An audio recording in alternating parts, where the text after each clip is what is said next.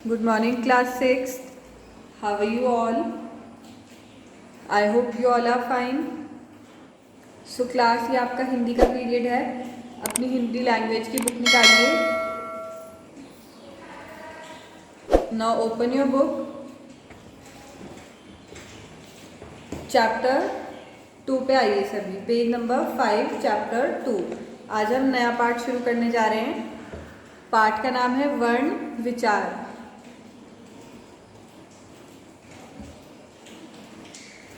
बोलते समय मुख से अनेक ध्वनियाँ निकलती हैं. जब भी हम अपने मुंह से कुछ बोलते हैं तो हमारे मुंह से अलग अलग ध्वनियाँ निकलती हैं, आवाज़ें निकलती हैं. वह छोटी से छोटी ध्वनि जिसके और टुकड़े नहीं किए जा सकते अक्षर या वर्ण कहलाती है. वो ध्वनि छोटी से छोटी, ठीक है, जिसके हम टुकड़े नहीं कर सकते हैं, वो उस ध्वनि को हम क्या कहते हैं? अक्षर या वर्ण कहते हैं. ओके. भाषा की सबसे छोटी इकाई या ध्वनि जिसके टुकड़े नहीं किए जा सकते उसे वर्ण या अक्षर कहते हैं हम. ठीक है. भाषा को व्यवस्थित रूप से लिखने के लिए वर्णों की आवश्यकता होती है. अगर हमें भाषा को सही ढंग से लिखना है तो उसके लिए हमें वर्णों की आवश्यकता होगी ना. वर्णों के योग से ही शब्द बनते हैं. अगर वर्ण नहीं होंगे तो शब्द नहीं बन सकते. ठीक है. वर्णों के व्यवस्थित समूह को वर्णमाला कहते हैं. ये आपने लास्ट क्लासेस में भी पढ़ा होगा. वर्णों को जब हम सीक्वेंस वाइज लिख देते हैं तो उसे क्या कहते हैं? हम वर्णमाला कहते हैं. अब हिंदी की वर्णमाला में स्वर होते हैं और व्यंजन होते हैं. ये भी आप सबको पता है, इसलिए इसे ज़्यादा डीपली एक्सप्लेन करने की ज़रूरत नहीं है. ये सभी क्या हैं? स्वर हैं. इनकी सभी की अपनी क्या होती हैं? मात्राएँ होती हैं. ठीक है. इसके अलावा ये अनुस्वार यानी कि अंकी बिंदी, अनुनासिक यानी कि चंद्र बिंदु, विसर्ग यानी कि जो 2 डॉट्स होते हैं इन्हें विसर्ग बोलते हैं, और आगत स्वर जो ये हम अ लगाते हैं, इसको अ की साउंड देता है ये. ठीक है. और इसको हम क्या बोलते हैं? आगत स्वर बोलते हैं. ओके. उसके अलावा क से लेके ज्ञ तक क्या होते हैं क्लास? व्यंजन होते हैं. ठीक है. अब स्वर क्या होते हैं? जिन वर्णों का उच्चारण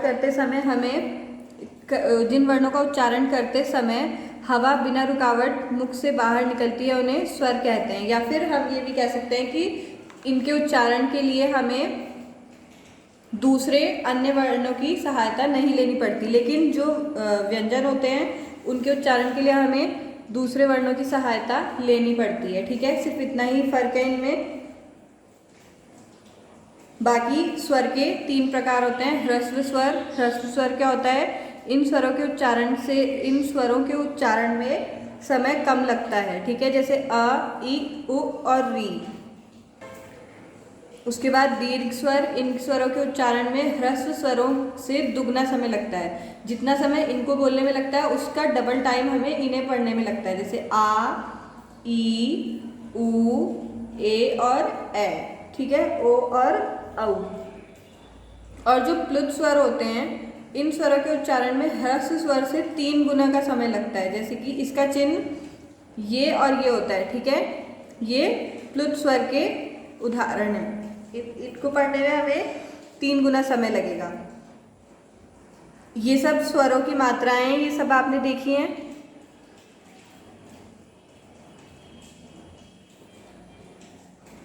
इसके अलावा ये मैं आपको बता चुकी हूँ. अनुस्वार, अनुनासिक, विसर्ग और आगत ध्वनि. ठीक है. अब व्यंजन के भी 3 प्रकार होते हैं. स्पर्श व्यंजन, अंत व्यंजन और ऊष्म व्यंजन.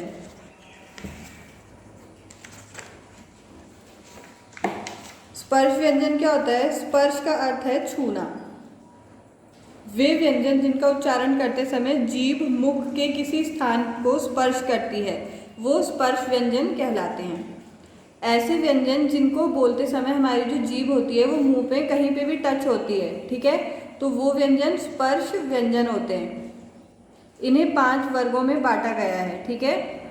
इनको 5 वर्गों में बांटा गया है.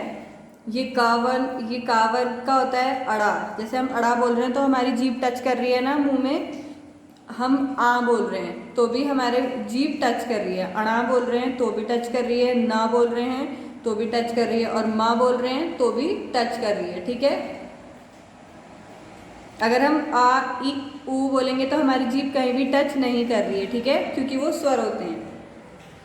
उसी तरह अंतस्थ व्यंजन क्या होते हैं? इन व्यंजनों का उच्चारण करते समय जीभ मुख के किसी भाग को पूरी तरह स्पर्श नहीं करती और हवा मुख में बहुत कम समय के लिए रुकती है।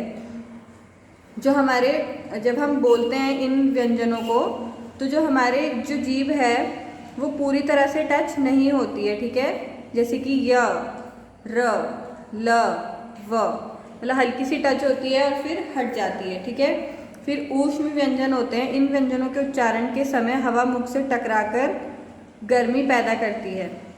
श, श, स, ह, ठीक है।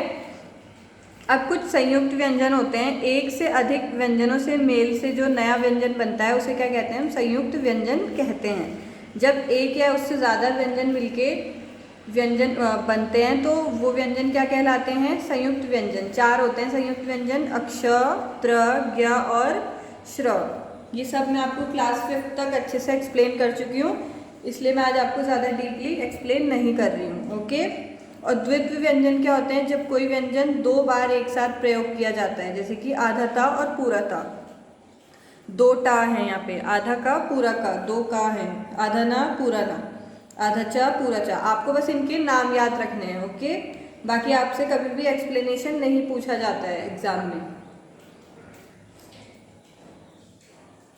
अब इसके बाद इस चैप्टर में हमें वर्ण विच्छेद करना है, मतलब वर्णों को अलग अलग करके लिखना होगा, ठीक है। तो अपनी नोटबुक निकालिए हिंदी लैंग्वेज की, टेक आउट योर रजिस्टर।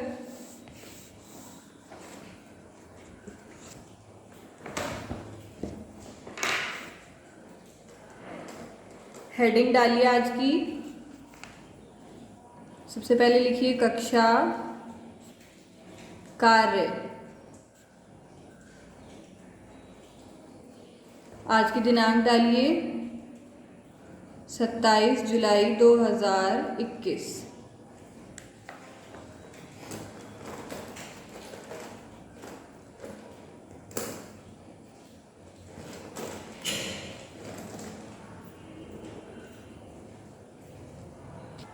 पाठ का नाम लिखिए, पाठ वर्ण विचार।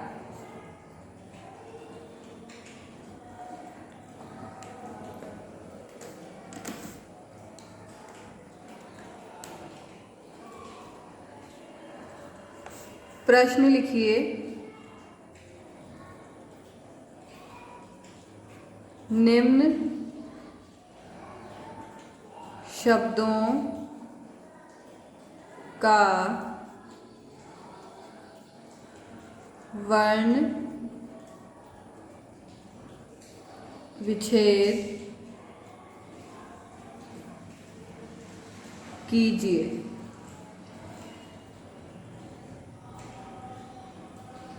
निम्न शब्दों का वर्ण विच्छेद कीजिए। थोड़े से शब्द करेंगे आज हम, ताकि आपकी प्रैक्टिस हो जाए। जैसे पहला शब्द लिखिए मोहन। अब इसको आपको इनको वर्णों को अलग अलग करना है। अभी ये एक शब्द है, अब इसका वर्ण विच्छेद कैसे करेंगे? सबसे पहले लिखेंगे म हलंत। जब इसके नीचे हलंत लगाए मतलब कि ये अभी इनकम्प्लीट है, ठीक है। अब इसके आगे माँ पे लगी है ओ की मात्रा, यानी कि यहाँ पे आएगा ओ स्वर प्लस ह हलंत। ह के साथ कौन सा स्वर लगा है? अ प्लस ना हलंत प्लस अ। क्योंकि ना पे भी कोई मात्रा नहीं है, तो जिस स्वर की मात्रा नहीं होती वो कौन सा स्वर होता है? अ।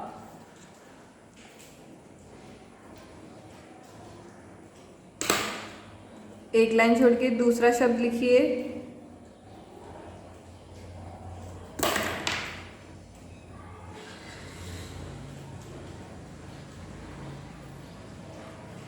किला।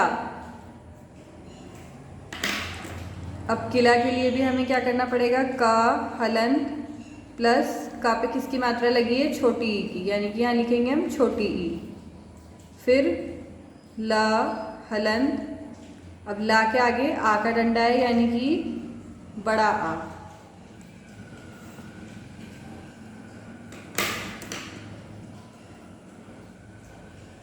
इसके बाद अगला शब्द लिखिए फूल। सबसे पहले लिखेंगे फ हलंत। फ पे किसकी मात्रा है? बड़े ऊ की, यानी कि बड़ा ऊ आएगा, प्लस ल हलंत प्लस अ।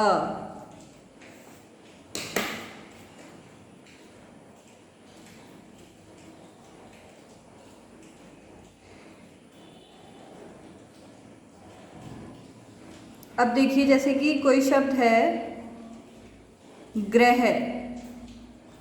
अब आप सोचेंगे कि इसको हम कैसे अलग अलग करेंगे। तो सबसे पहले लिखा है ग हलंत। अब गा के नीचे ये किसकी मात्रा होती है? री होता है ये। तो हमें कुछ नहीं करना है, बस अलग से री लिख देंगे। और री के नीचे हलंत नहीं आएगा क्योंकि ये क्या है? स्वर है। स्वर के नीचे कभी हलंत नहीं आता है। ओके। उसके बाद ह हलंत प्लस ह के साथ अ स्वर आएगा क्योंकि इस पे कोई मात्रा नहीं लगी है। ओके। इसके बाद एक और शब्द देखिए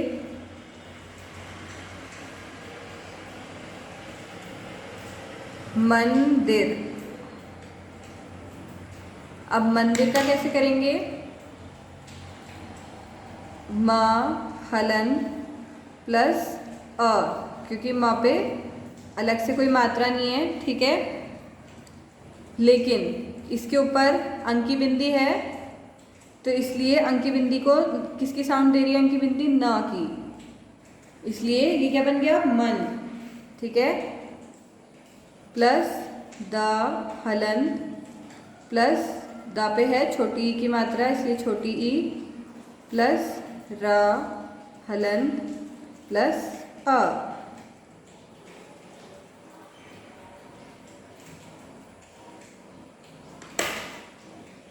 एक और शब्द लिखिए प्रातः। अब इसमें लगा है विसर्ग, ठीक है। इसमें विसर्ग लगा है ना, तो इसको कैसे लिखेंगे? प्र कैसे बनता है? पहले तो ये संयुक्त व्यंजन है, ठीक है। सॉरी, संयुक्त व्यंजन नहीं है ये। प के साथ नीचे क्या लगा है? इसमें र लगा है, तो इसको कैसे लिखेंगे? पा अलग है, हलंत आ गया, प्लस र अलग है, हलंत आ गया इसके साथ भी, ठीक है। प्लस फिर इस पे आ का डंडा लगा है इसलिए बड़ा आ जाएगा, प्लस ता हलंत प्लस ता के साथ क्या लगा है? विसर्ग लगा है इसमें। तो विसर्ग को कैसे लिखते हैं? अ लिख के और 2 डॉट लगा देंगे, तो ये क्या बन गया? प्रातः।